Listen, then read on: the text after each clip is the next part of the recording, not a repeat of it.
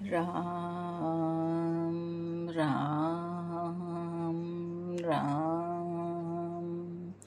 संक्षिप्त आनंद रामायण राज्यकांड उत्तरार्ध 23वां सर्ग। आनंद रामायण की महिमा। आनंद रामायण के पाठ के फल स्वरूप एक सेवक को मंत्री पद की प्राप्ति। आनंद रामायण के पाठ एवं श्रवण से अभिष्ट कामनाओं की प्राप्ति और उत्तम लोकों की उपलब्धि। महर्षि वशिष्ठ जी का वाल्मीकि चरित श्री आनंद रामायण की महिमा को प्रतिपादित करना। श्री राम का श्री आनंद रामायण की मर्यादा को स्थापित करना।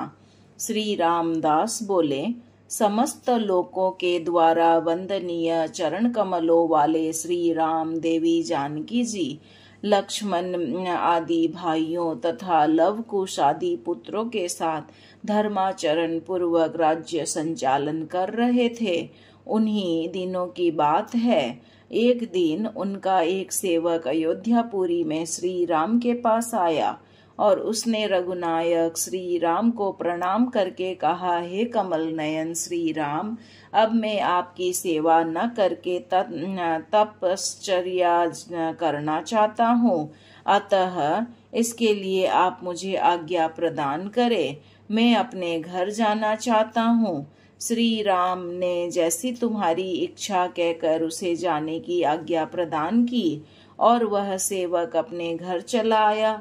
घर पहुंचकर उसने स्नान आदि से पवित्र होकर 9 दिनों तक इस कल्याण प्रदान करने वाले आनंद रामायण का पाठ किया। इसके अनंतर वह अपने घर से बाहर निकला। उसी समय की बात है। एक देश के राजा मृत्यु को प्राप्त हो गए थे।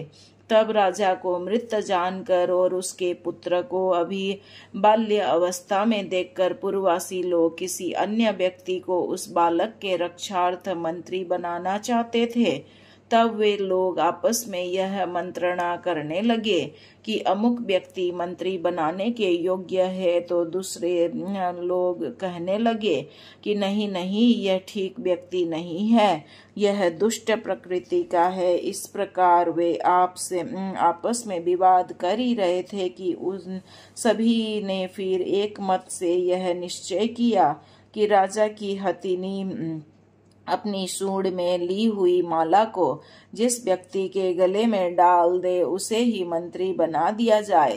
तदंतर उन सभी ने उस हथिनी को श्रेष्ठतम वस्त्र अलंकार तथा आभूषणों से बड़ी ही श्रद्धा भाव से सुशोभित किया और फिर उन्होंने उस हथिनी की सूंड में रत्नों की एक श्रेष्ठ माला धारण कराई और फिर उसे छोड़ दिया। तदंतर 9 प्रकार के वाद्यों की ध्वनि होने लगी। वह हथिनी धीरे धीरे नगर से बाहर निकल पड़ी। वह अनेक देशों को पार कर अयोध्या में पहुंची। उसके पीछे पीछे अनेक प्रकार के वाहनों में स्थित होकर भारी संख्या में पूर्ववासी जन बड़े ही कौतुक के साथ आनंद पूर्वक जा रहे थे। वे हथिनी जाते जाते अयोध्या के बाजार के मध्य में आ पहुंची और उसने वहां स्थित उस सेवक के गले में वह रत्नों की माला डाल दी, जिसने आनंद रामायण का 9 दिनों तक पारायण किया था। सभी लोगों के समक्ष श्री आनंद रामायण के पाठ का यह महान कौतूहल हुआ। तदंतर उस समय वहां जितने भी पूर्ववासी उपस्थित थे, उन सभी ने हथिनी के द्वारा माला पहनाए गए उस व्यक्ति को मंत्री का पद प्रदान किया। तदंतर वे सभी उस व्यक्ति को उसकी पत्नी तथा पुत्र के साथ हथिनी पर बैठाकर अपने देश में ले गए और उसे राज्य का मंत्री बना दिया। यह एक अद्भुत घटना हुई। यह बात कानों कान सर्वत्र फैल गई।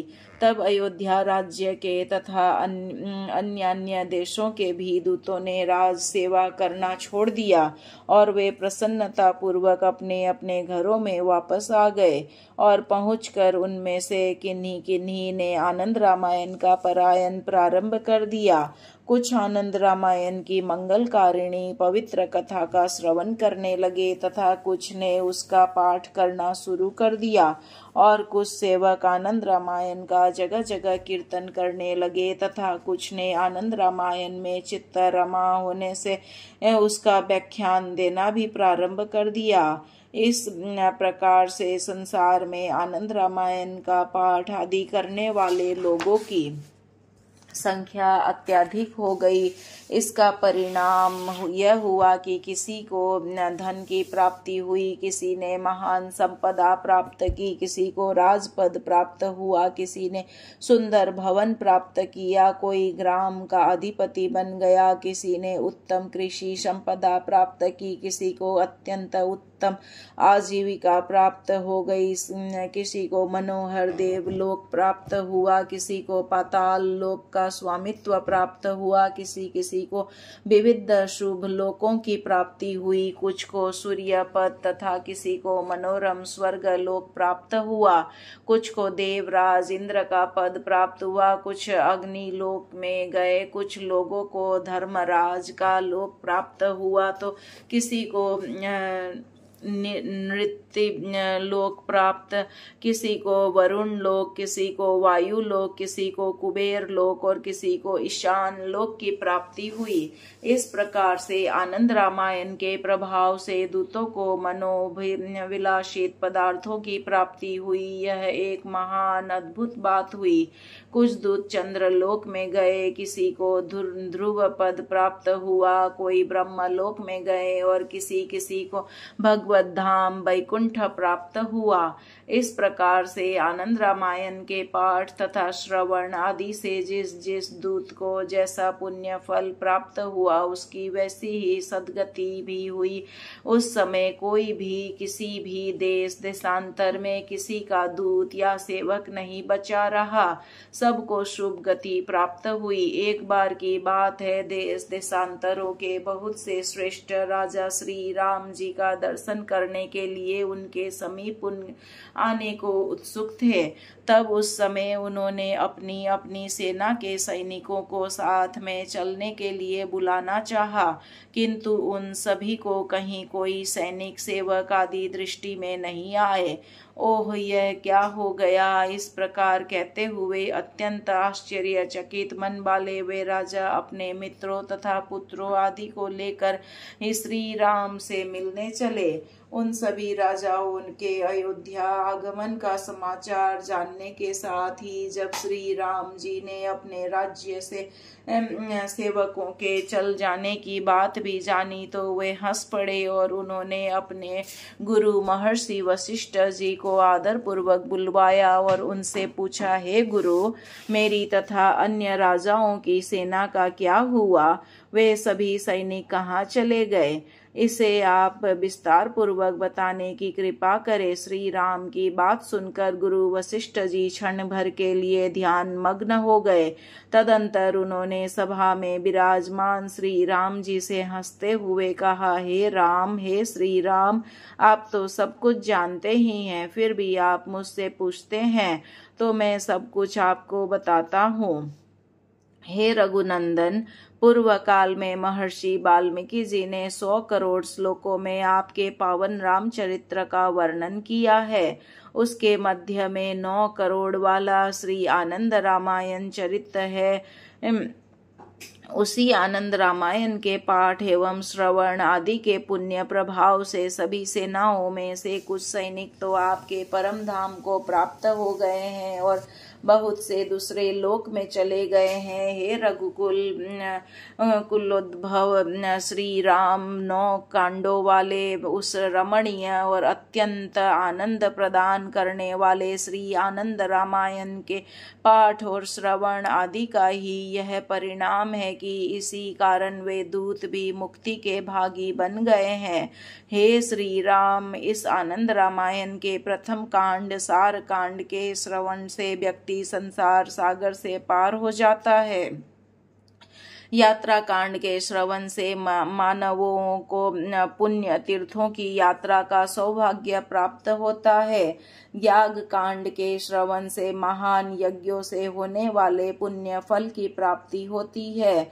विलास कांड के श्रवण से व्यक्ति अप्सरा लोक में आनंदित होता है। जन्म कांड के श्रवण से व्यक्ति श्रेष्ठ पुत्र पौत्र आदि संतान प्राप्त करता है। विवाह कांड के श्रवण से सुलक्षण मनोरम पत्नी की प्राप्ति होती है। राज्य कांड के श्रवण से मनुष्य को संसार में श्रेष्ठ राज्य की प्राप्ति होती है। मनोहर कांड के श्रवण से सभी अभिष्ट कामनाएं परिपूर्ण होती है। अंतिम 9वें पूर्ण कांड के श्रवण से पूर्णत्व प्राप्ति होती है। संपूर्ण आनंद रामायण के श्रवण से व्यक्ति सच्चिदानंद स्वरूप आप परमात्मा में लीन हो जाता है।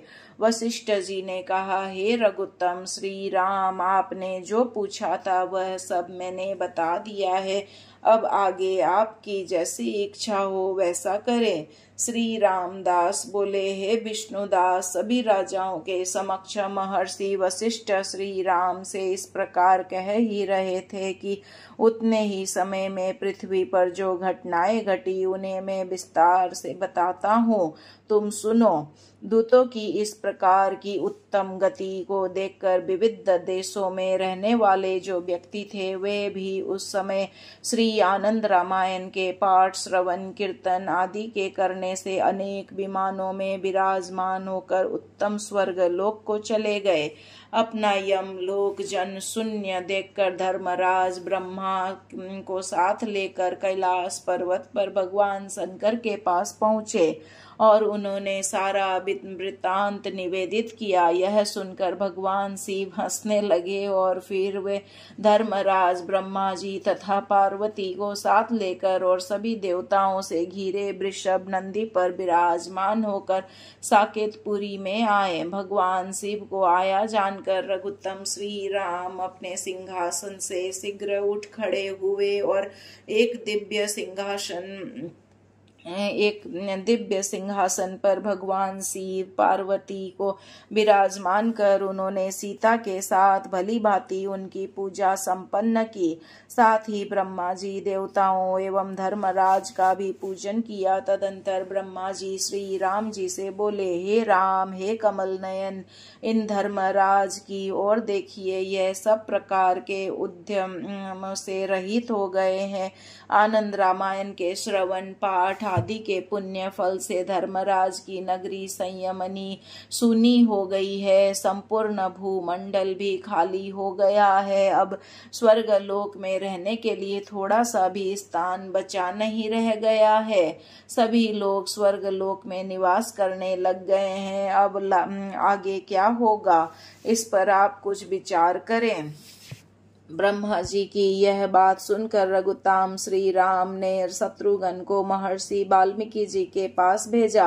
शत्रुघ्न जाकर महर्षि वाल्मीकि जी को आदर पूर्वक साथ में बुला ले आए। वाल्मीकि जी भी संपूर्ण वृत्तांत सुनकर हंस पड़े और श्री राम से कहने लगे, हे राघव, जिस उपाय से संसार में मेरी कविता नष्ट न होने पाए और जिससे सभी को सुख प्राप्त हो वैसा उपाय आप करें।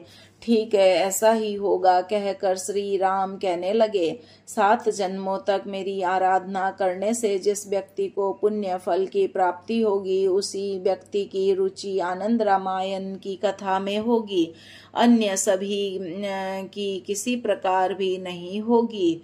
श्री राम जी के इन वचनों को सुनकर सभी के मन में बड़ी प्रसन्नता हुई। तदंतर सभी देवता अपने अपने स्थानों को चले गए और आए हुए सभी राजा भी अपने अपने देशों को चले गए।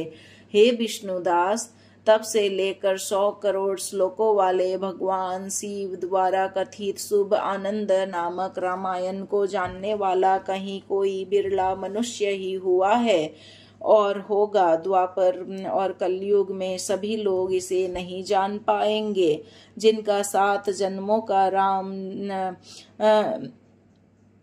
रामचरण जनित पुण्य होगा, वह ही मनुष्य इस आनंद रामायण के पठन पाठन में रुचि रख सकेंगे और वे ही इसे जान भी पाएंगे। श्री राम जी के इस कथन के अनुसार पृथ्वी पर सब कुछ पहले के समान हो गया। सब किसी की बुद्धि आनंद रामायण के पाठन पठन एवं श्रवण आदि में नहीं लगी। हजारों में कोई एक जो 7 जन्मों का पुण्यवान व्यक्ति होगा वही उस आनंद रामायण को जान पाएगा, अन्य कोई दूसरा नहीं। सर्ग 23 संपूर्ण हुआ। श्रीमन नारायण नारायण नारायण, भजमन हरि नारायण नारायण नारायण, बोलो हरि नारायण नारायण नारायण, मेरे नारायण नारायण नारायण।